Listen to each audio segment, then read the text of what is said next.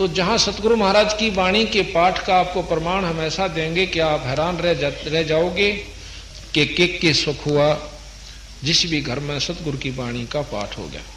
और कितना फिर उनका जो धन व्यय होया करता, कोई बीड़ी पीवे था, कोई शराब पीवे था, कोई मांस खावा था, सुल्फे अफीम तक के आदि हो चुके थे वो परिवार। और उनको कितना घर में दुख था, शरीर में कष्ट था, पशुओं में पूरा लाभ नहीं मिला था, कितने मुकदमे हो रहे थे, कोई रिश्तेदार बिगड़ रही थी, कोई छोरी छोड़ रखी थी, केरा के मुकदमे हो पाए बेचारे के घर में, किसी की बहू छूट रही थी। ऐसे ऐसे प्रमाणित है कि उनको वो उद्देश्य लेकर उन्होंने नाम लिया कि मेरा न्यू हो जाए। हफ्ते पहले उसका वो काम हुआ। कति प्रमाणित नाम से बता सकते हैं, और यहां भी आए हुए भगतजन। तो इतनी अजब शक्ति है सतगुरु में, पर यह आगे कैसे प्रसारित होती है, जैसे सही ढंग से जो उसका संत मिल जाए इनको, उनके माध्यम से अपना काम आगे चलाते हैं। नहीं तो बंदी छोड़ने 250-300 वर्ष हो गए थे इस वाणी को चलते को, और हरियाणा में नो भी नहीं जाने थे कि गरीबदास हो से कौन, और झाड़े लानिया के नाम पा जाए फलाना संत से, पर इस परमात्मा का नाम कितना नहीं पाया कि गरीबदास भी कोई संत से, जो अनंत कोट ब्रह्मांड के परमात्मा और इतना सुख देव है। पर इसकी जानकारी जब हुई, आज वो कम से कम 100 से भी ज्यादा अधिक गांव में आज बंदी छोड़ के अंश ढूंढ लिए हो ना अपने। हो सकता वो 64 लाख बिद के थे, ढूंढ लिए हो, कूद गए थे महाराज की, को कितना गिर रखा था, को कितना अपने सारे काट लिए, बंदी छोड़ने घूम फिरवा गए। महाराज कैसे था उसने क्या खड़े हैं, जैसे कुएं में बाल्टी पड़ जा, अरनेजू बांध कर उसका वो 5-7 कड़े से गाल दिया करे कुंडे से, बस जोन सा मारा होगा वो तो फंस जाएगा, बाकी का दोरे गले कट जाएगी वह बाणी, जिसका लगनी है वह लग जाएगी।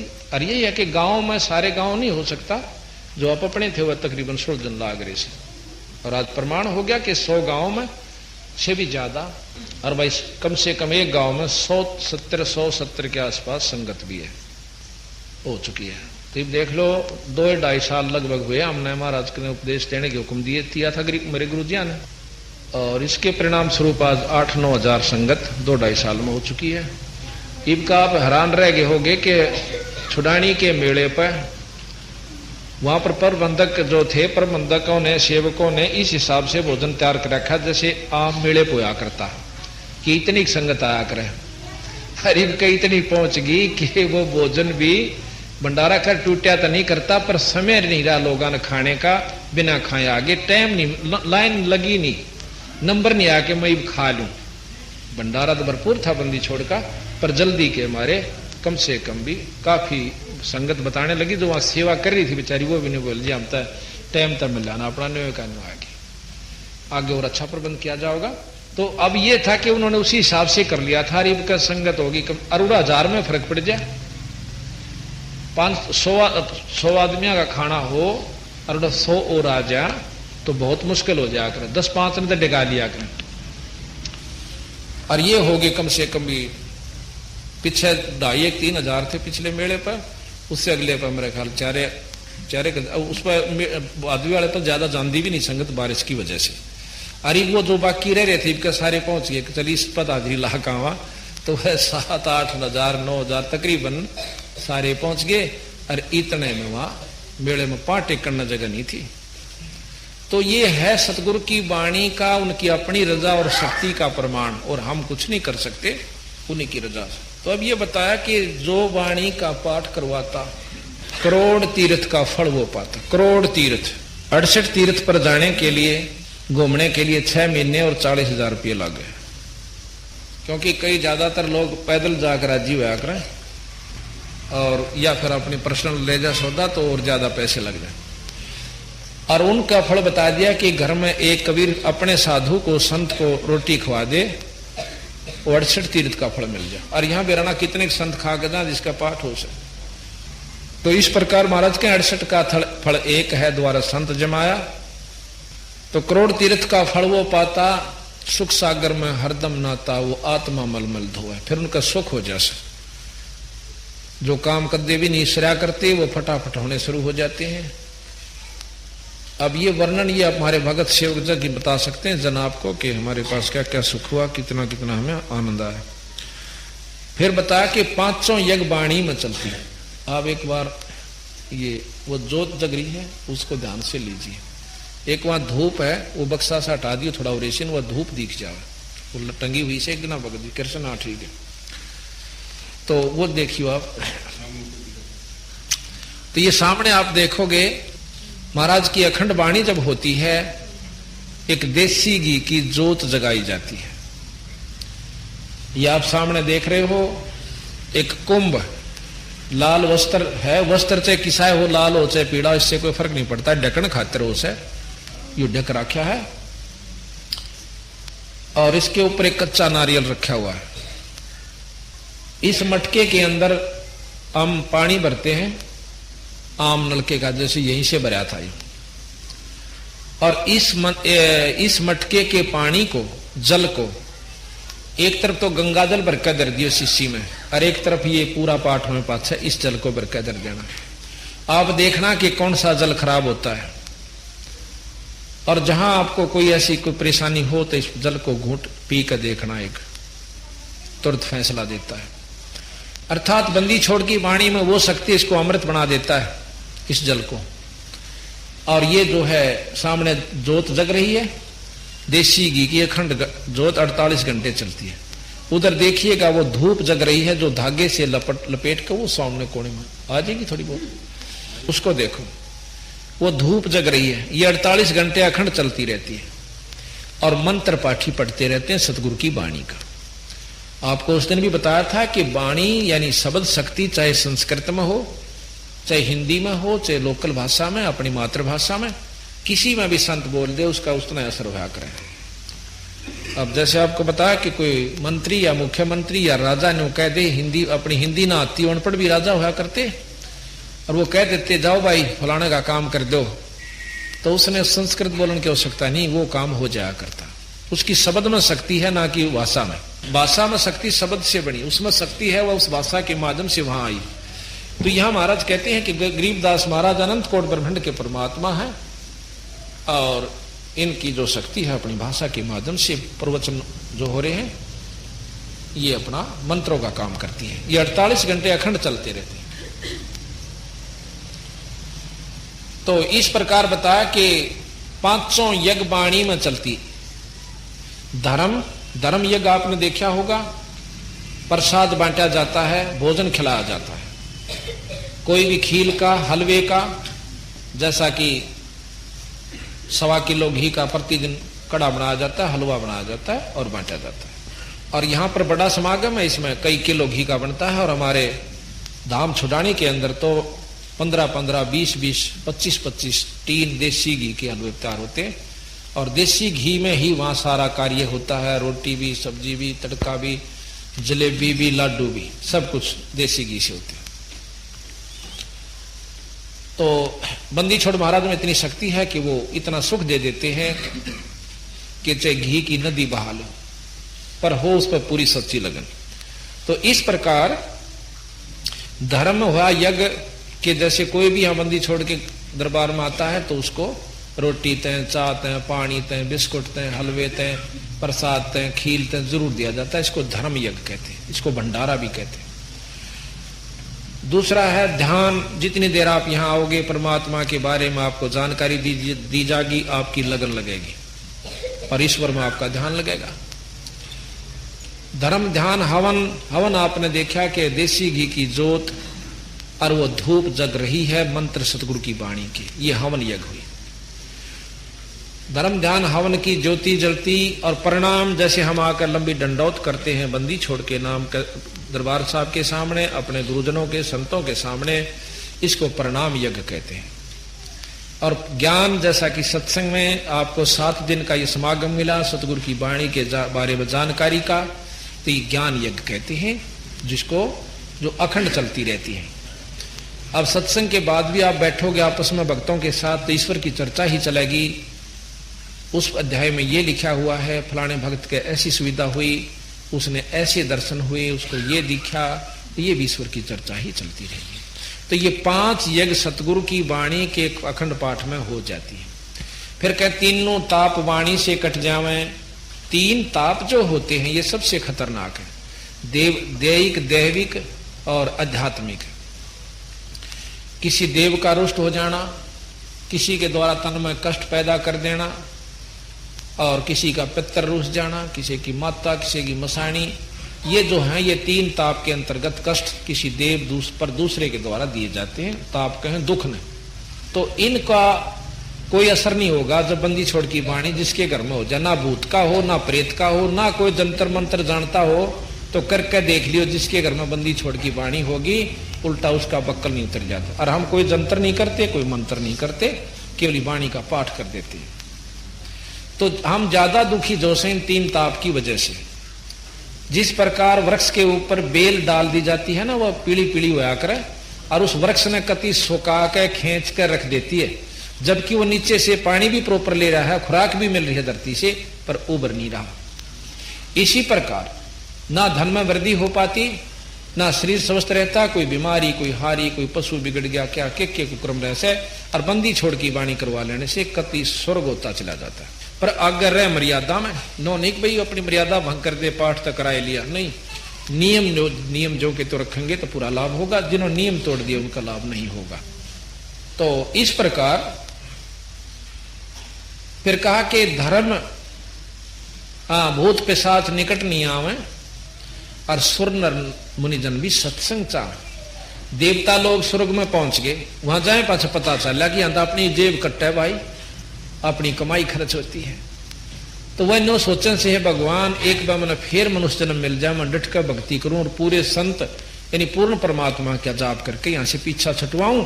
यहां ते फिर मान बढ़ाई, 4 अक्षर सीख लिए, ज्ञानी हो गया, नाम मिल गया, गुरु मेरे नहीं बना रखा, ऐसी बात ना से नो नहीं काम चलता। दत्तात्रेय ने 24 गुरु बना लिए और 25 में बंदी छोड़ मिले, जब पांडा छूटा तो थारा कोई आंट नहीं से बदल सकते हो गुरु को। अगर हमारे से भी कोई उपलब्धि नहीं होती, आपने कोई अच्छा और मिलता है तो बेशक उनसे उपदेश ले लीजिए। तो फिर बताया कि झगड़ा चोरी आग लग जावे, और नशे बीमारी में धन बहुत नशा है। भगवान तो धर्म में लावे, वो बीज धर्म का वो है, पेड़ धर्म का वो है।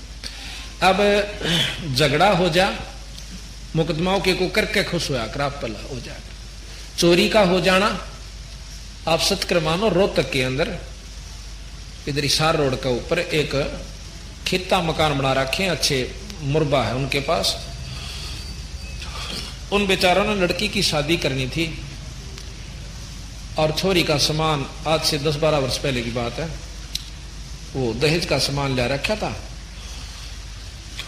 और मकान के नीचे रख दिया, निचले हिस्से में आप ऊपर रहा करते, और खेतों में उसकी पछीत लग गई थी, यानी पिछला हिस्सा था मकान का। तो किसी दुष्ट आत्मा ने आकर ला के पाछे ट्रक, और वो काट लेगे सारे, फोड़ पाड़ के पाछे मकान में। अब उन्हें रिपोर्ट पार्ट भी करी, ईसा जल्दी कहा कोई पता नहीं चला। उसको फिर अपनी को चढ़ा कर ठीक कर लिया। 15 दिन रह गए, जो फेर ले आए, 30-40 हजार का वो सामान था, इतना ही फेर लाकर वहीं रख दिया, इसी उद्देश्य से कि ये काम के रोज रोज होया करे, एक बार डूब लिया सो डूब लिया कोई। वह 2-4 दिन रह लिए ना, उस 40 उतना ही फेर उन्हों का फेर काट ले गए। ये सत्कर्मानंद की बात से हमारे वहां हुआ है रोहतक के अंदर। अब बेचारे तीसरी बार तो जब लाए, जब वो उन्होंने लड़की का जिस दिन फेरे देने थे उस दिन इकट्ठे करके लाए, तो महाराज के झगड़ा चोरी आग लग जावे, और दारू पीने लग जा, कोई बीमारी हो जा, वहां पैसे ला जाएंगे, और महाराज ठीक कर दे, सारा सुख दे दे, फिर भी नो रुचि नहीं बनती, जहां 10 रुपये दान न बुला जाए। ये हमारे अंदर वह वीकनेस जो कमजोरी से इतना घर कर चुकी है कि तेरा नाश हो जाए। और धर्म तो आज तक किसी का नाश नहीं हुआ, बिरा नाश तय कंजूसी तो है। कबीर साहब कहते हैं चढ़ी चौंच भर लेगी, नदा नदी ना घटियो नीर, और भाई दान दिए धन ना घटे नो, कह रहे साहिब कबीर। प्रमाण कहने लग रहे धर्म तो 10 के नहीं 10 के तीनों लोग, और खैर आए तुम्हें खैर है कीजिए आत्म भोग। तो हमने धर्म की रुचि ज्यादा बढ़ानी पड़ेगी जब हम कामयाब होंगे। और बाकी नो ज्ञान होते हुए कि हमारे साथ कुछ नहीं चले, चले धर्म और दान और नाम, फिर भी हम उड़गे रहे से कंजूसी में चले। आप पंजाब में जाकर देखो कितने प्रफुल्लित लोग हैं, कितने वो धनाढ़ हैं। क्यों है कि उनकी दान की नीति ज्यादा से, जहां देखोगे मंदिर इतना बड़ा बना देंगे और भंडारा होगा, सारा गांव जाओगा, चाहे 2-10 रुपये चढ़ा का। और वहां हमने देखा 50-51 तक घाट कोई नहीं चढ़ा होता, कोई भी 100 तो ऊपर 100 के 100। मतलब आप तलवंडी महाराज का पाठ किया ना, गए हुए थे उसमें बड़े महाराज का। तो बात यह है कि उनको पता चल चुका है कि बिना दिए नहीं मिल सकता। उनके किसी का कि मैं चाल रहा सेलर चाल रहा है, किसी फैक्ट्री हो रही, कोई कारम चला, तो वो कहे इनने की दिया, बस इनका दिया, बोवा शाम था अपना बोवा सा, इतनी उनको ज्ञान हो चुका। तो बात सत्य। एक बंदा नहीं धर्म करे था और जोड़ दुष्कर्मा तो धन जोड़ धरे था, और कोडी होकर जब वो मरे था फूट फूट करो। यहाँ रोहतक में बताऊं, एक बावरा मोहल्ले में एक बहुत बड़ा डॉक्टर था उस समय, आज से 40 साल पहले की बात बताते हैं। एक भक्त बता रहा था कि मैंने आख्या देखी, वहीं रहता उसका मकान है। वो आज से 30-40 साल पहले 5 रुपए इंजेक्शन के लिया करता, 5 रुपए, और जो कि उस समय मेरे ख्याल में 10 पैसा का आया करता। और बहुत पैसा भी हो गया, कोठी बना ली, आखिर में उसका इतनी तकलीफ हो जाती है, कोई आराम नहीं हुआ। और क्या हुआ कि 3 साल तक भुगत के कीड़े तक पड़ गए थे उसका, जब मरा रुके मारा करता ना गांव, आप दोहरे का कोई निकलता ना गली में कह, उसका भी कालजा खड़ा हो जाया करता कि कौन डिडावा से भाई, नो कहा दो फलाना डॉक्टर से। तो भाई महाराज कहते हैं कि एक बंदा ने धर्म करे था, दुष्कर्मों से धन जोड़ धरे था, और कोडी होगा जब वो मरे था, भाई फूट फूट करो। वह सतगुरु की वाणी बड़े भागवान घर में। आज इसका प्रमाण है कि बंदी छोड़ की वाणी हमारे पास महीने में 25-30, 25-25, 26-26, 28-28 पाठ हो रहे हैं, जो कि 3 दिन में होता है एक पाठ। और जुलाई-अगस्त तक हमारे पास कंप्लीट बुक हो चुके हैं। तो इस प्रकार इसका प्रमाण यह है कि इतना सुख है गणादेश है, इसकी बेरा नहीं था हमने कि ये इतनी बड़ी। अब इसमें देखो, गीता के पाठ से हम लाभ चाहें, रामायण का पाठ करवा लेते हैं, भागवत का करवाते, इसमें सारे वो पाठ हैं, 4 वेद, 6 शास्त्र, 18 पुराण, 11 उपनिषद, महाभारत, गीता, भागवत, रामायण, और भाई मुसलमान भी जो आसरा ले रखे हैं वो भी इसमें से, वो सबका कंबाइंड लाभ तक कथाएं तो वजह से फिर रहा नाम और सुमरण, वो हम सत्य और सच्चा देते हैं, हमारे जीवों का उद्धार होता है। बोल बंदी छोड़ मारा। अब 2 बजे सत्संग फिर शुरू होगा। सत्संग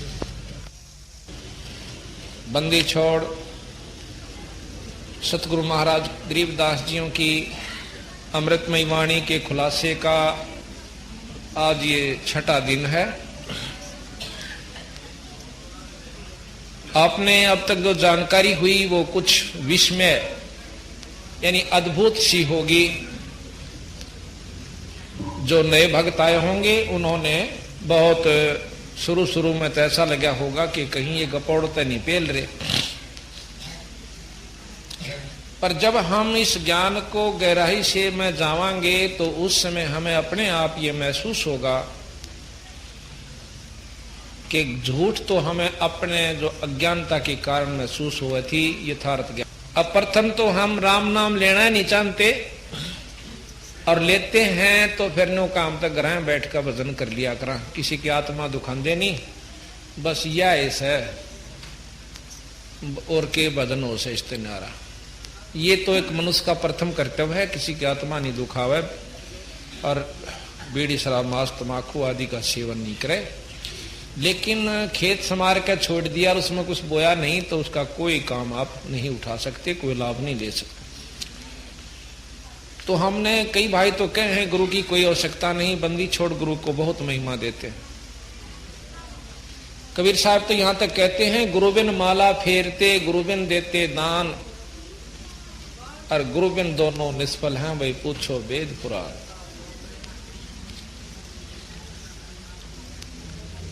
फिर कहते हैं गुरु गोविंद दो खड़े किसके लागू पा, बलिहारी गुरु अपना जिन गोविंद दिए मिला। वो तो ये कहते हैं कि गुरु से भी ज्यादा ईश्वर से भी ज्यादा पूजनीय गुरु है। और जो भाई लोग कहते हैं कि हमने गुरु की आवश्यकता नहीं, वो कति भूल में है और पूरे गुरु बिना काम नहीं चला। हमारे कबीर पंथ में गरीबदास हमारा कबीर पंथ है।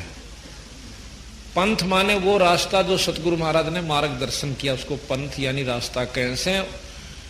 अब जिस प्रकार बंदी छोड़ कबीर साहब ने अपने उत्तराधिकारी समझो, अपने अनुयायी समझो, जैसे धर्मदास जी को, गरीबदास जी को, गीसा साहब को, नानक साहब को, दादू साहब को, इन सब को बताया कि भाई ये नाम जपया करो और अपने अनुयायियों को इस नाम का, सत नाम का जाप बताओ। अब जैसे हम कहते हैं सत साहेब, ये नाम जपण का नहीं है। ये तो हम इसलिए कहते हैं कि वो परमात्मा सत्य है, बाकी सब झूठ है। कौन सा? पूर्ण ब्रह्म परमात्मा सत्पुरुष, सत्य जो कभी नष्ट ना होवे उसको सत्य कहते हैं। और साहेब कहें परमात्मा को, वो सच्चा परमात्मा जो कभी नाश में नहीं आता। बाकी क्योंकि ब्रह्मा विष्णु महेश के साथ सत साहेब नहीं लगा, क्योंकि ये नाशवान है, समय आने पर अपना समय भी, ये लोक भी खत्म हो जाएंगे और ये खुद भी चले जाएंगे। तो सतगुरु महाराज कहते हैं कि सच्चे नाम का जाप पूरे गुरु ते मिला है। हमारे कबीर पंथ के अंदर भी वो नाम नहीं चल रहा जो कि बंदी छोड़ना मार्गदर्शन कर रखे है, और चल रहा है तो अधूरा चल रहा है। जैसा कि आप सुनते हो प्रतिदिन के राग होरी में आपको सुनाएंगे, उसमें लिखा है बंदी छोड़ने के ओहंग सोहंग पालड़ रंग होरी हो, और भाई 14 भवन चढ़ाव राम रंग होरी हो, तो ना तुले तुलाया राम रंग होरी हो। ये ओहंग सोहंग का जो मंत्र हम देते हैं बंदी छोड़ दे कि नाम इसमें लिखा हुआ है, ये भी मतलब नाम पूरे गुरु ते मिला है। जो जानकारी होगी कि ओम सोम है, उससे भी उस जीव ने कति लाभ नहीं होगा। जैसे अब अवसर लगता है, कोई नौकर लगता है, सब ने बेरा है, नौकर लगे हैं, नौकरी प्राप्त होती है, अपने आप कर लो प्राप्त, जानकारी तो है, पर जो लगाने वाला है ना वो दस्तखत करके दे देगा उसके ऊपर, you are here by appointed for the post of, और आपको इतना इतना वो क्रेडिट होगा, इतने दिन के बाद रिटायर होगे, और नीचे अपने दस्तखत कर देगा तो उसको वो लाभ पूरा मिलेगा। और उसी तरह के अक्षर वो भी याद कर ले और भी, और चाहे 100 कागज लिख ले, पर उसको वो लाभ नहीं दे सकता, किसी को भी, आप भी नहीं ले सकता। इसी प्रकार जानकारी कोई और चीज होती है, उसकी उपलब्धि कोई और चीज होती है। इसके बाद एक नाम और है जिसको सार नाम का रोला, और सार नाम से फिर सार शब्द उत्पन्न होता है, धुन उत्पन्न होती है, वो सार धुन यानी सार शब्द भी गुरु से प्राप्त होती है। तो प्रथम तो हम राम नाम नहीं लेना चाहते, और नाम ले लेते हैं तो फिर नो कहें गुरु तो होना चाहिए, नो कह रखा गुरु ओ बस, और कितत नाम ले ले, वो बात ठीक से नहीं। नाम भी ठिकाने का हो, गुरु भी उसके अधिकार हो नाम देने का, तो उसको लाभ होता है। अब हम सबसे पहले आपको किन किन ने गुरु की आवश्यकता को समझा, और जब उन्होंने भी गुरु बनाया तो आप और हम कौन से खेत की मूड़ी हैं कि गुरु के बिना पार हो जाएंगे, ये आपको जानकारी दी। गुरु विहीन नहीं भाता रे हरि को, गुरु विहीन नहीं भाता हरि को, गुरु विहीन नहीं भाता रे हरि को, गुरु भी भाता। बिना गुरु के मोक्ष नहीं रे, संतन देई गवाई। बिना गुरु के मोक्ष नहीं, संतन देई गवाई। दान धर्म तप योग उपासना जो करते हैं चतलाई। दान धर्म तप योग उपासना जो करते हैं चतला। गणिका पुत्र गुरु विहीन कहाव, रह किसकी शरणाई।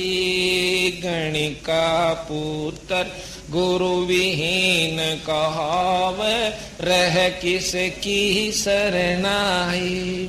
नाम बंदगी भजन कमाई, गुरु विहीन नहीं पाता रे। हरि को गुरु विहीन नहीं बाता, हरि को गुरु विहीन नहीं बाता रे। हरि को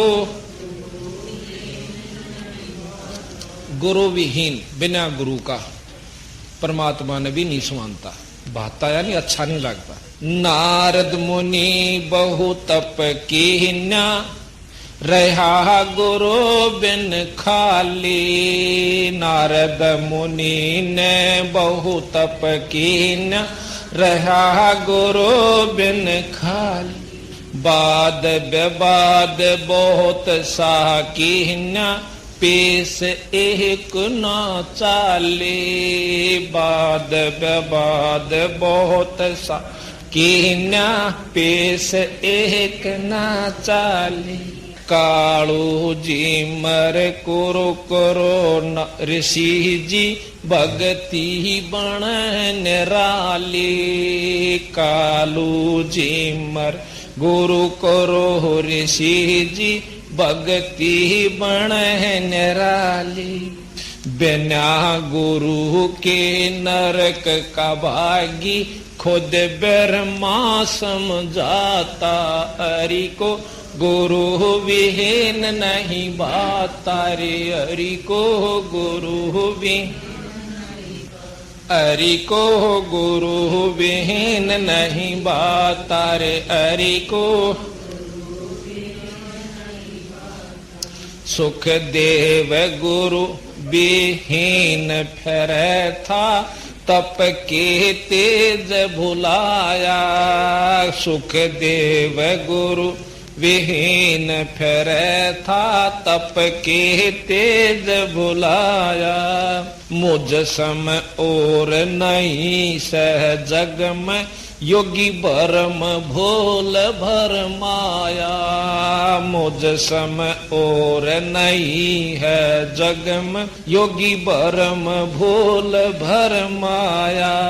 कागभूषण और नारद जी ने तरह तरह समझाया। कागभूषण रे नारद जी ने तरह तरह समझाया। मुक्ति तेरी जनक के दुआर, न्यो विष्णु सुल जाता। हरि को गुरु विहीन नहीं, हरि को गुरु विहीन नहीं बाता। हरि को गुरु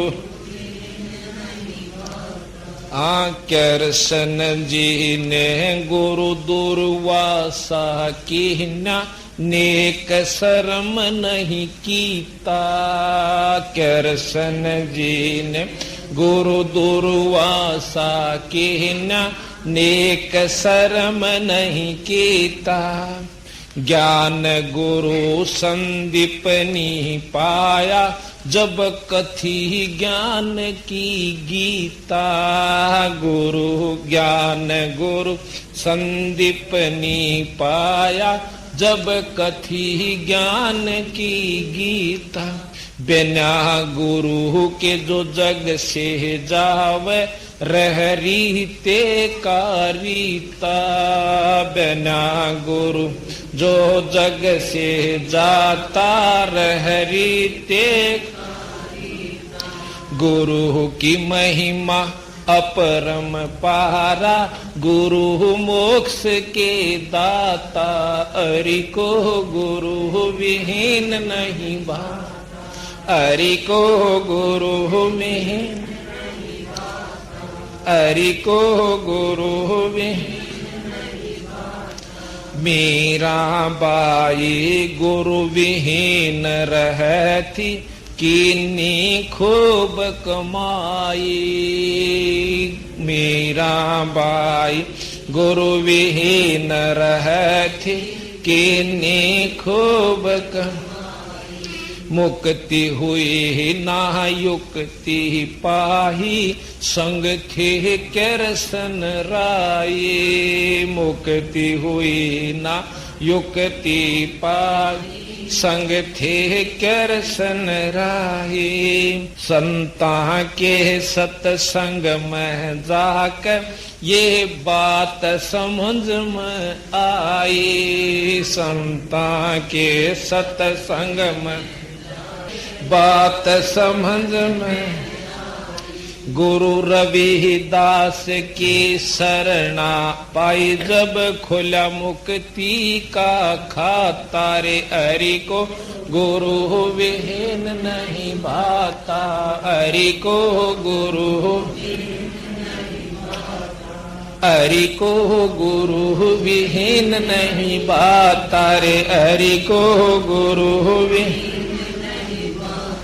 वशिष्ठ मुनि के चरणा लाग्या रामचंद्र अवतारा। वशिष्ठ मुनि के चरणा लाग्या रामचंद्र अवतार।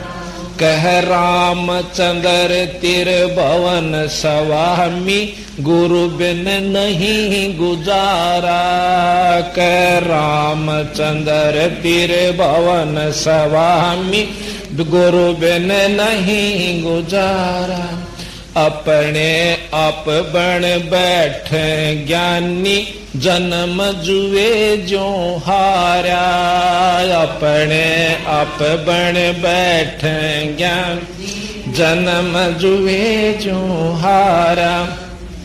गुरु की सेवा साध की संगत बड़ भागी चतलाता।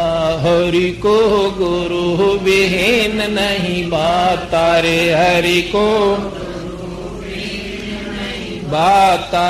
हरि को गुरु विहीन। अंत कोट ब्रह्मांड का स्वामी मृत लोक में आया।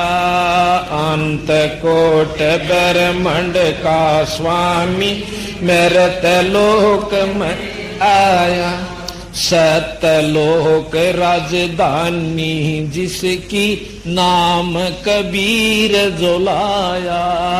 सतलोक राजधानी जिस नाम कबीर जुलाया।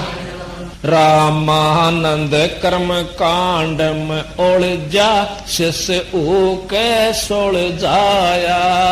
रामान कर्म कांड में उलझा शिष होकर जाया। ना जन्म ना मरे वो दाता सो सत गुरु कहलाता। हरि को गुरु विहीन नहीं। हरि को गुरु हरि को गुरु विहीन नहीं भाता रे हरि को। हाँ धनी बेहूना पसूर है वो दर दर धक्के खावे। धनी बेहूना पसूर है वो दर दर धक्के खा। भूख प्यास और गर्मी सर्दी में कष्ट प कष्ट उठावे। भूख प्यास और गर्मी सर्दी में कष्ट प कष्ट उठा। जब वो पशु धनी कारी हो जा सब चिंता मिट जावे। जब वो पशु धनी का हो जा सब चिंता मिट। वे बड़ भागी अब गुरु की शरण में वो जामन मरण मिटाता रे हरि को गुरु। हरि को गुरु विहीन नहीं भाता रे हरि को। राम देवानंद मिले गुरु पूरे राम भजन लो लागी। राम देवानंद मिले गुरु पूरे नाम भजन लो लागी। असंख्य जन्म की बाट कठिन थी गुरु शरण में किस्मत जाएगी, असंख्य जन्म की बाट कठिन थी, गुरु शरण में किस्मत जाएगी। परम भेद और राग ईर्षा का कोई न देखा त्यागी, परम भेद और राग ईर्षा का कोई न देखा त्यागी। राम पाल वो है बड़ भागी, जिसका होया पूरे गुरु से नाता रे। हरि को गुरु भी, हरि को गुरु विहीन नहीं बाता रे। हरि को। अब देखो, ये सतगुरु गरीबदास जी महाराज के अनुसार ही वाणी है, इन्हीं की वाणी से, और सब शास्त्रों का प्रमाण है इसमें कि जिस प्रकार बिना गुरु के चाहे कितनी कमाई कर ले, कितना धर्म कर ले, दान कर ले, पर मनुष्य जन्म और मुक्ति नहीं हो सकती। अब कई भाई धर्म करते हैं, तीर्था बजा के दान भी करते हैं खूब, पर गुरु नहीं है और वो भी ठिकाने का नहीं है, तो उससे क्या उपलब्धि होगी। जिस प्रकार आपने देखा होगा कई कुत्ते कारों में चलते हैं, और राष्ट्रपति के घोड़े जिनको दिन में 3-3 बार डॉक्टर चेक करके जाता है, और नवाए जाते हैं, मालिश की जाती है, खाने को काजू और किशमिश तक भी उनको कभी कभी डाल दिए जाते हैं, बहुत अच्छा सोच आहार दिया जाता है। वो पशु पिछले जन्म में बहुत बड़े दानी और शुभ कर्मी रहे। जो कुत्ता कार में चलता है उसको ऐसी सुविधा मिलती है कि मेडिकल फैसिलिटीज भी खूब होती हैं, जो कि बीमार हो जा तो मनमाना चाहे डॉक्टर 500 रुपये ले जा, वो सेठ या वो अफसर जिसके घर में है उसकी पूरी मदद करेगा, और खूब उसको भोजन भी, दूध भी आराम से उस कोठी में बैठे हुए को मिलेगा। और कारों में ले जाते हैं घुमाने के लिए, तो कार में साथ बैठ कर जाता है। अब उस अनजान ने ये ज्ञान नहीं हुआ कि थोड़ा सा नाम भी किसी पूरे गुरुत ले लेता तो वही सुविधा मिलती जो कि आज वो कोठी और कार तथा अच्छी भोजन सुविधा पा रहा है, पर जन्म मनुष्य का हो जाता। इतना अंतर हुआ। बिना नाम के जो दान धर्म किया गया फल अवश्य मिला, पर मेरा बहुत बुरी तरह मिला, पशुजनी और वो सुविधा मिल गई, और इतना सुख होता कि मनुष्य जन्म मिल जाता। अब कहते हैं बिना गुरु के इतना संज्ञा दी है सतगुरु ने कि गण का पुत्र गुरु विहीन कहावे, रह किसकी शरणाई, और भाई नाम बंदगी भजन कमाई, गुरु विहीन नहीं पाता। अब वैसा का लड़का हो जा तो वो किसने बाप का है, कौन उठता है उसने।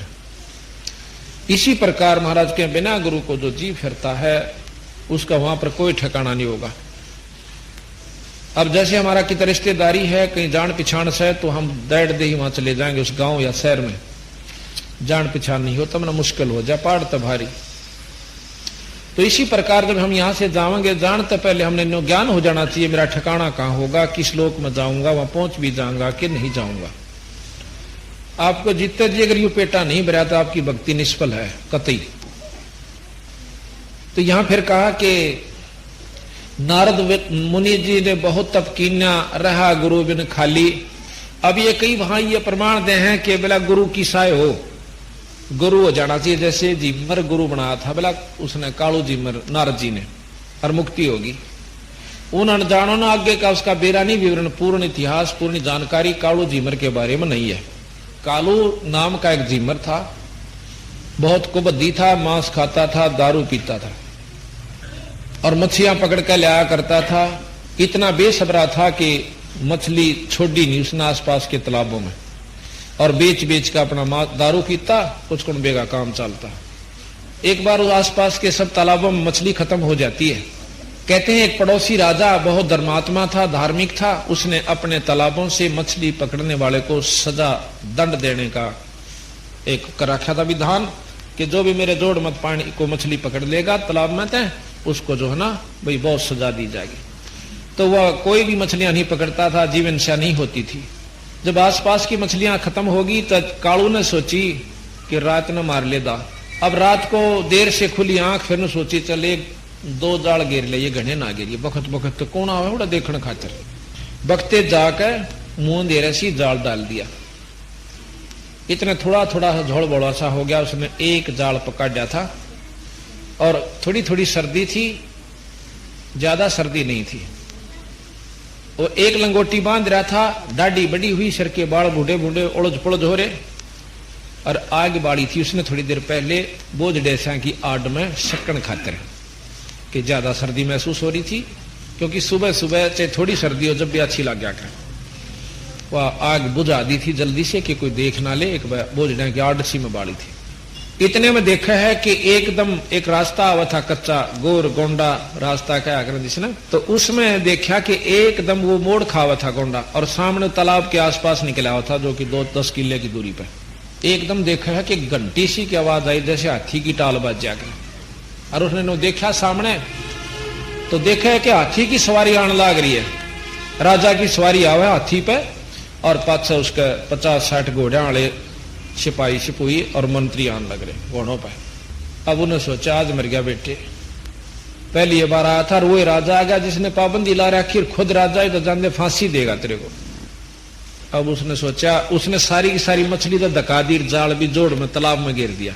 अपने बचन की विधि सोची कि भाग्य काम नहीं चला। वो जो आग बाल रखी थी उसके वो आगे सामने बैठ गया और सारे शरीर पर राख मछल दी। कतीनो हो गया जनो करड़ा महात्मा से, और आंख मीच कर बैठ गया। उन्हें सोची बचाव रह गया तो नहीं रह गया। अब बादशाह सामने नजदीक से आया, देखा है कि भाई पहले तो देखा तालाब है भाई, इसमें कोई पकड़ तो नहीं रहा मछली बछली, ख्यास करी सामने देखा है कि महात्मा बैठा है, साधु, बहुत तगड़ा तपस्वी दिखा है तो, क्योंकि हार्ड कमजोर से और काला सा शरीर, सारे पर राख मसल रहा, आगे धूना यानी वो आग बाल रखी थी। राजा ने सोची आज तो तेरे बहुत सुथरे दिन आया भाई, सुबह सुबह और साधु के दर्शन। कहते हैं साधु दर्शन राम का मुख पर बस है सुहाग, और दर्श उन्हीं को होते हैं जिनके पूर्ण भाग। कबीरा दर्शन साधु का भाई साहेब आवे याद, और लेखे में वाए गिड़ी बाकी के दिन बाद। राजा ने सोची बात तो मेरा नहीं कौन सा पुण्य भाग जाग गया मेरा, और सुबह सुबह और संत के दर्शन। अब वो न देखे कालू, अगर जहां तेरे का नहीं आवस है तो बच गया नहीं दिखता, मड़ी से आंख खोल ले और नो देखा। जब नजदीक से आ लिए राजा ने अपनी सवारी रुकवाई और हाथी का वाला का पौड़ी सी तला उतरा। उन्हें सोची आज मर गया बेटे तो, करड़ी आंख मीचली कतीन्यो हो गया शाम, अग बच गया तो न्यो तो बेशक बच गया। इतना राजा और नजदीक आ गया। राजा ने सोची चल चलते चलते साधु से 2 बात कर लेते हैं, सुबह सुबह चर्चा हो। आ गया भाई, और उसकी बंदगी गिगी कई मर गया, यानी डरते कारण ऊपर चढ़ा ली, सांस भी नो रोक लिया और नो चढ़ गया ऊपर। यानी कुछ पिछले संस्कार भी साथ होते हैं, तो उसका जो अपना जो था श्वास ऊपर को खिसकना शुरू हो गया और एकदम स्तब्ध सा हो गया, घबराहट के। राजा ने मत्था टेका, मत्था टेक कर काफी देर बैठा, 2-4 मिनट। फिर उन्होंने सोची साधु है, साधना कर रहा है, बोलिया नहीं करते, मन माना कोई दिक्कत ना आ जा भाई, ये नाराज हो जा और कदे मुंह मत के मैं काट दें और तेरी बात बिगड़ जा। उन्हें सोचा भाई साधु के दर्शन चोखे, अपना 5-7 सोने के सरफी उसकी धूने के किनारे पर धर के और चरना तो दूर ने लंबी डंडोत माथा टेक के सजा मुकुट और चाल पड़े। राजा चला गया। अब उसने इतना भय हो गया कि आंख खोली तो मरिया, कदे आड़े आसपास कोई सिपाही भी ना हो, कोई न्यो हो, इतना भयभीत हो गया। काफी देर बैठा रहा। कहते हैं थोड़ा दिन सा निकलाया और वह उसके घरवाली जीमरी ने सोची कि वो तन्नों का था मैं बखत्ता आ लूंगा, अरीबते ही नहीं आया, कदे पकड़ लिया हो, कह के गया उस जोड़ पर जाऊंगा तालाब पर।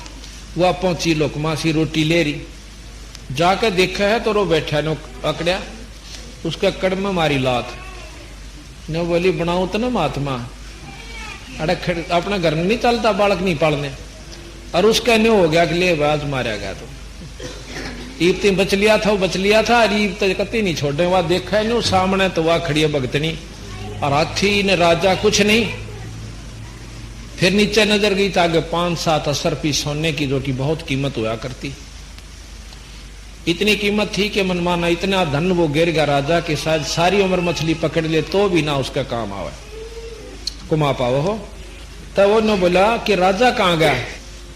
वह कहने लगी कौन राजा? अक नो बोला तोड़ी चालाड़े थे। अकी बात अक राजा आया था। फिर देखा कर असरफी दरी।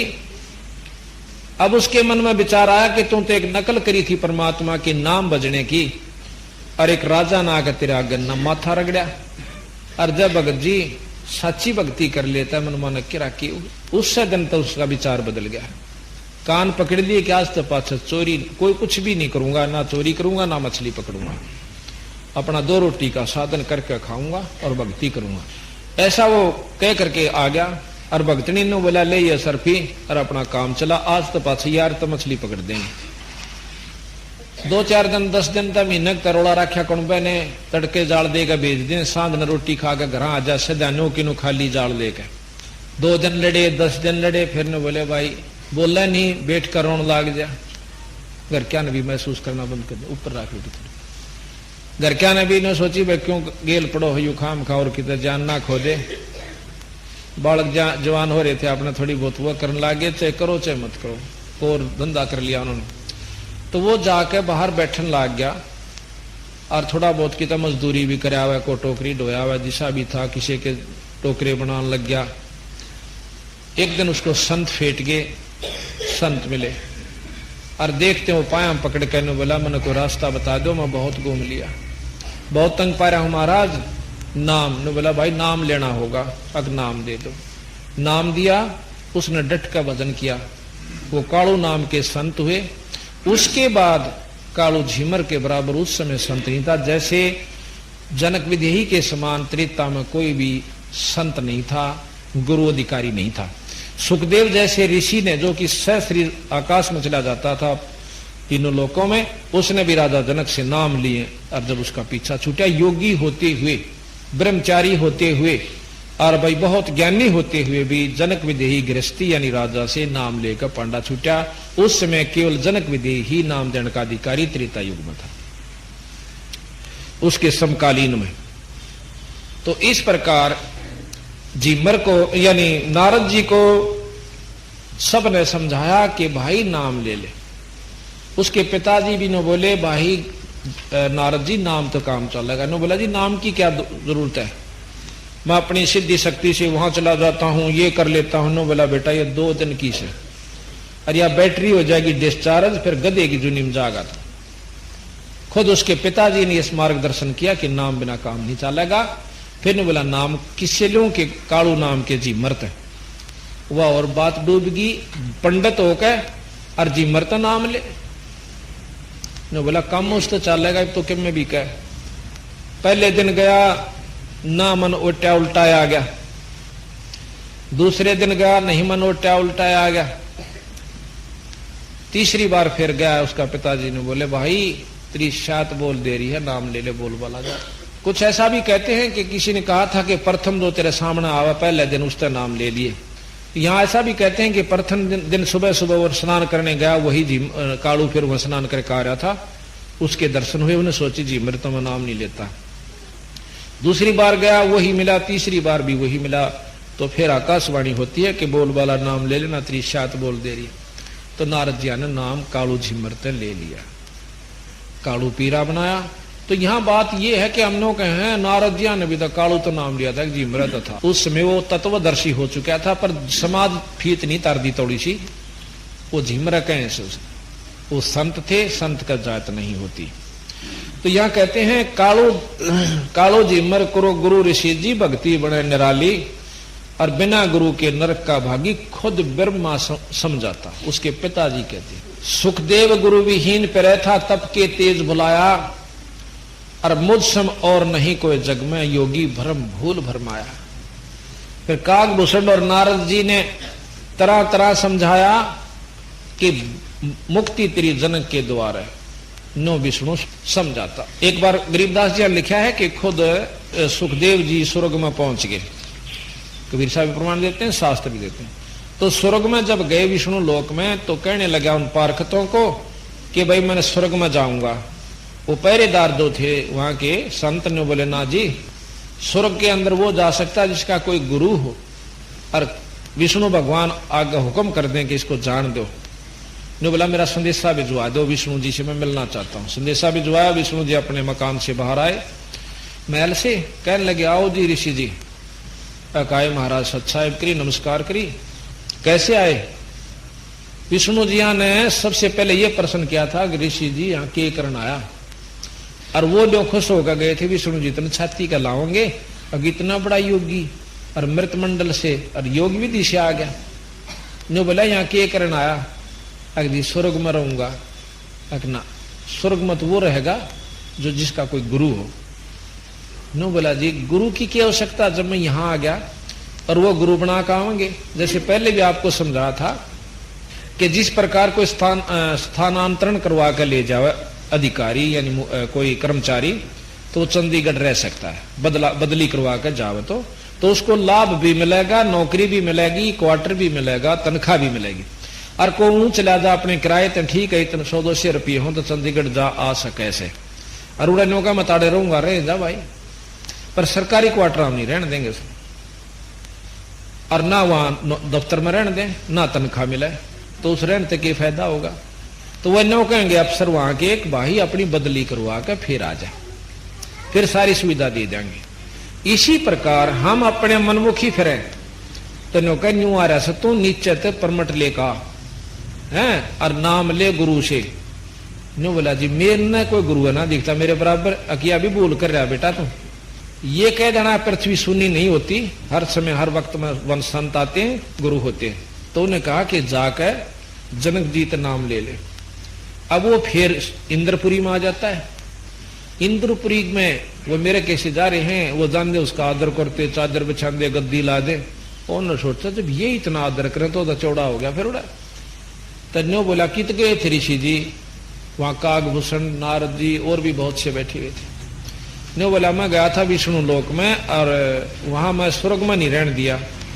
के बोले न्यो बोले गुरु बिना नहीं रह सकता। तो कागभूषण ने समझाई कि मैं भी न्यो एक बांडी पाक्या था, मेरी भी इसी दुर्गति हुई थी, गुरु बिना पूछ मतलब, और गुरु बनाकर फिर मर्यादा निभानी भी जरूरी है। तो न्यो बोला वह किसने गुरु बनाऊं। अब विष्णु जी ने किसको बताया कि राजा जनक को। अब भले पुरुष हे ऋषि जी, जब तीन लोग के भगवान मालिक ने खुद कह दिया कि वो तेरा गुरु, इससे बढ़िया और कौन होगा रे, जाकर पांव पकड़ ले। धन्यो बोला चला तो जहां पर मैंने शर्म आवस, क्यों अको तो एक गृहस्थी बाल यानी उसका 10,000 रानी, और मैं बाल जती ब्रह्मचारी, और मैंने आज ही औरत का मुंह भी ना देख लिया, और वो गृहस्थी भाई क्यों कर शर निभाऊं उसका आगे जाके। तो सुखदेव नारद जी कागभूषण जी कहने लगे भाई इसी बूढ़ी दुर्गति हो जाएगी, आप तो शीश निवाण की कोसो, गधे की जूनी में जाओगे और मोगरे खाओगे, ये तो जो क्या पड़ा से नाम शर आज ना तक काल। तो इतनी उसका रड़क बनी। फिर अपने पिताजी के पास आवे है, वेद व्यास जियों के पास सुखदेव, कहने लगे महाराज जी ऐसे ऐसे सुना है, के सुना है कि न्यू कहे हैं कि गुरु के बिना बात नहीं बने। नो बोला भाई कित तो आया, अग भी सुनो भगवान भी ने बोला। नो बोला फिर भी क्या की बात देखा अनजान तो के बताया उन्होंने बताया है कि जनक विदेही से गुरु नाम ले ले। नो बोला गोली हो ले, और जाके पांव पकड़ बौड़ा, और तेरे तो पीछा छूटा सहज में, इतना बढ़िया गुरु मिला इस पृथ्वी पर आज के दिन जनक जैसा कोई संत नहीं है। इन्होंने सोची भाई सारे ने दकान तो जाना ही पड़ेगा। तो वहां पहुंच करके जाकर बैठ गया। महाराज जनक जी तो जाने थे सारी कहानी के किस उद्देश्य से आया। तो कहने लगे आओ महाराज ऋषि जी आसन दे। आसन पे नहीं बैठे तले बैठे, क्यों पहले तो आसन चाया करता वहां जाकर के, उस दिन आसन नहीं चाया, तले बैठ गया। और वो सारी बात समझ गया उनकी कि इसके मन में नूर न्यू बात से। इन्होंने बोला सुखदेव जी बैठ जाओ योगी, मैं स्नान कर लेता हूं, फिर आपसे बात करूंगा। अपनी जो 10,000 में से जो सबसे पटरानी थी वह रानी बुलाई। रानी औरत वैसी बहुत नाजुक होश है और बहुत, उसने कहा कि